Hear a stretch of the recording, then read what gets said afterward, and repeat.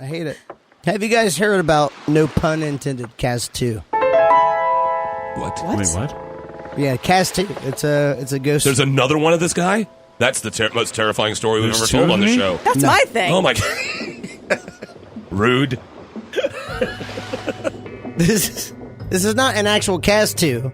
Okay, this is not, Kaz 2, this time it's personal. No, this is not a Kaz 2. Kaz 2, Electric Boogaloo. This is not a Kaz. Yep, that's it.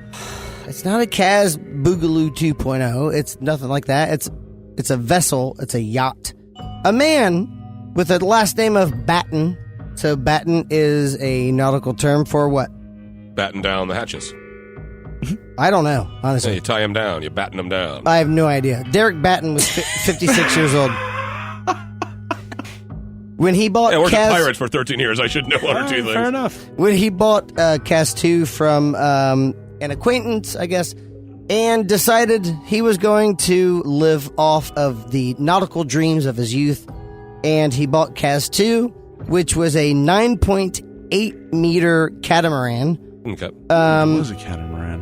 A catamaran is kind of like, it's a schooner, but I don't know Pontoon of what. boat.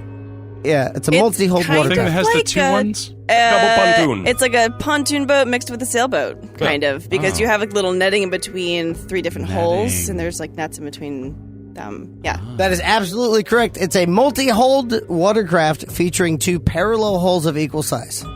And it's a geometry-stabilized craft. I went on one in Key West That's that took right. you out to go snorkeling, and then on the way back, it was all you could drink. Yeah. It was Just awesome. on the way back, though? Yeah, just on the way back. I It's love 'cause the They Keys. can't have you snorkeling That makes drunk. sense. Yeah. That makes sense. So Right. everybody's like, dive in, swim around for like 5 minutes, and like, all right, let's drink. So what year was this? The Kaz 2? The Kaz 2 happened in 2007. Ooh, That's when they this found is it? a recent one. Kaz 2 was first missing in April 2007. Okay. And Derek Batten, who was 56 at the time, bought Kaz 2. He was not in the best of shape. He was on high cholesterol medication. He had suffered a heart attack when he was 50 in 2001, this being 2007. He decided to ask his neighbors, the Tunsteads, if they would go with him on They're named Tungsten? on Tunstead. a trip. Tunstead.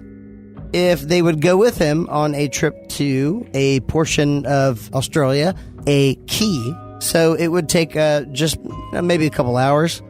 But because his neighbors were retired, they decided it doesn't really matter how long it takes.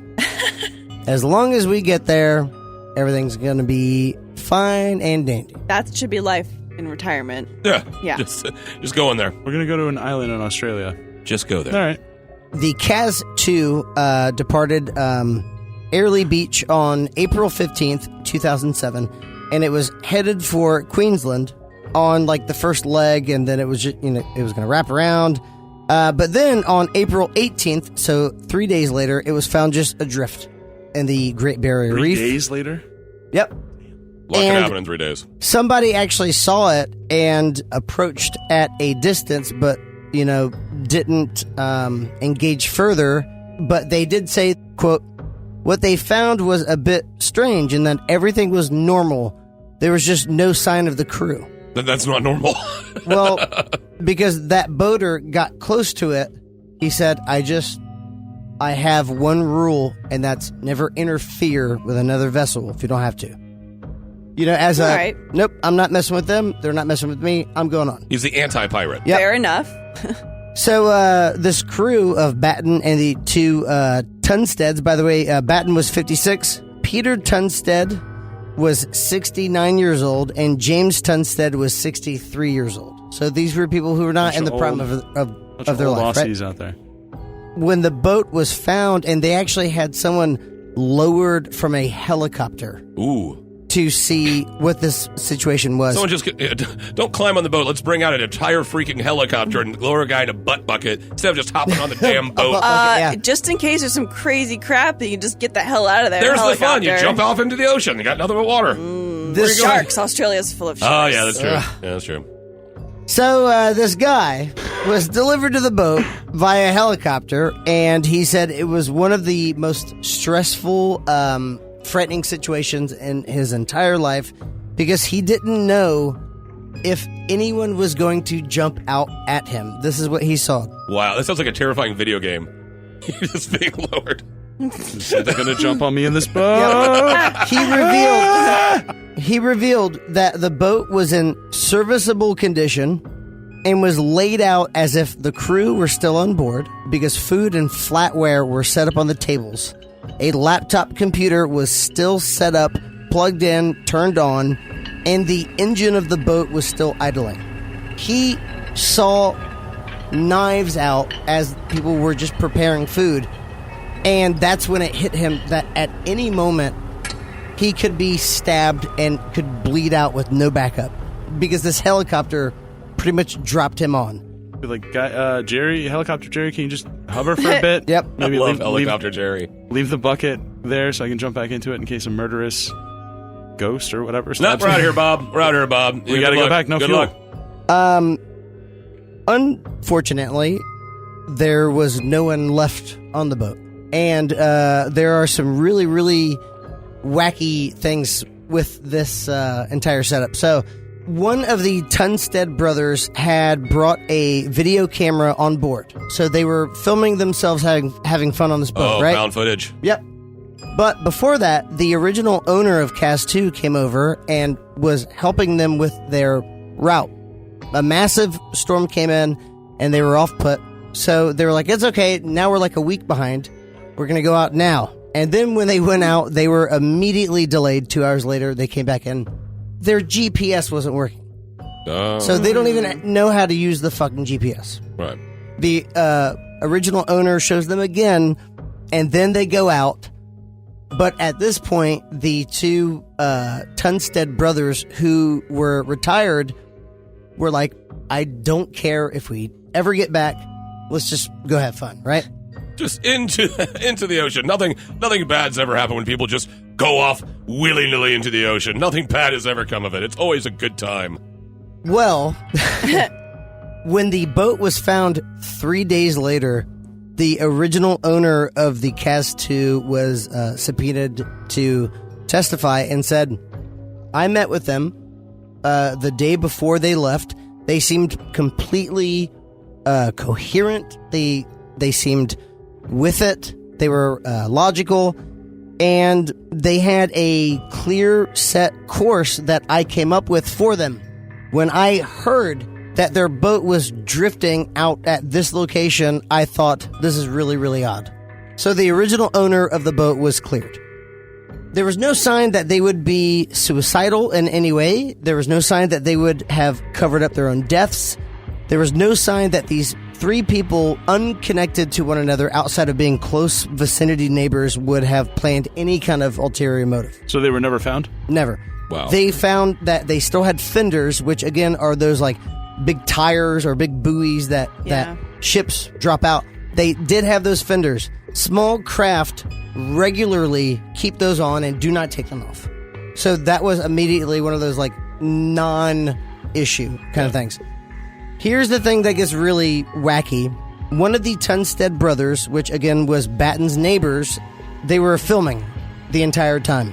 So when the police get onto this vessel, they find all of this home footage. They show the last day's footage. The captain, Batten, has a hat, glasses, and a shirt. And he is waving No pants. to the camera. Really Daffy Ducking it. If I'm captaining in a boat, a catamaran across the Australian Ocean or Australian Sea or whatever, I'm definitely doing it in a budgie smuggler. So the last footage showed, and this was filmed by James Tunstead on April 15th, 10:05 a.m., the day that they all disappeared. Batten, the owner of the boat, was at the helm. Peter Tunstead, who is at this time 69. Peter is sitting on the aft stairway of the boat, so he is fishing. A long white rope can be seen trailing behind the boat. The engine is not running. Fenders, again, tires, can be seen hanging from safety rails on both sides of the boat. The camera is panned 360 degrees, and that's how investigators helped pinpoint exactly where they were. The sea, however, is choppy, and none of the men are wearing life jackets. Tunsted's shirt and glasses are not in the place where they were later found. Dun, dun, dun. That is one of the most fascinating aspects So of he this took story. his shirt and glasses off at some point and put them I somewhere. don't want to die in my shirt and glasses. So, obviously they're looking for these people after a couple of days. They go, it's not going to happen. The search was called off April 25th. So they went out April 15th. April 25th, or like 10 days later, nah, fuck it. There's no way in hell. A bunch of old people in the sea. Yeah. So when they started asking who saw what, a couple of things happened. So somebody contacted a wife from the boat on a marina so they could have some kind of radio communication. And although Batten was taking medications for high cholesterol, mild diabetes, and had suffered a heart attack at age 50, he was believed to be strong and well enough and fit for this journey. So everyone thought that they could handle it. Well, what happens is this ship is a ghost ship. No one is on this fucking boat when people land on it. This ship, becoming like a ghost ship. So, well, damn. All right. So we can assume that the people who own this boat no longer. But, I mean, that are just here. means it doesn't mean the boat's cursed or anything. It Just means some old guys got washed off it, and we can hop on. I wonder if the laptop had like Netflix open and it said, "Are you still watching The Office, or have you mysteriously disappeared?" Have you been washed off the boat without your shirt and glasses? Well, there's one. That's the worst part. The line that was trailing behind this boat was actually found tied up. So somebody like reeled it in. All right. The shirt and glasses were found like neatly folded. They had laundry hanging up. And the prevailing theory, and it's as sad and like not mysterious as this, someone was fishing because they had evidence of that.